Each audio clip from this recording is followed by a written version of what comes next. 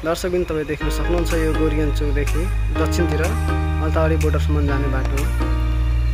अनि यो हुकागाछी नहरदेखि हुकागाछी चोकसम्म बाटो पिच बनाउने कार्य भइरहेको छ र यो हिजोदेखि सञ्चालनमा आएको हो। तर आज बेलुका 5 बजेसम्ममा यो बाटो बनाइसक्ने भएको छ। अहिले